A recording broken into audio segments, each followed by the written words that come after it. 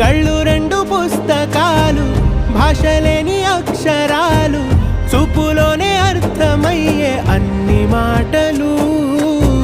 ముందు లేని ఆనవాలు, లేనిపోని కారణాలు, కొత్త కొత్త ఓనమాలు, ఎన్ని మాయలు.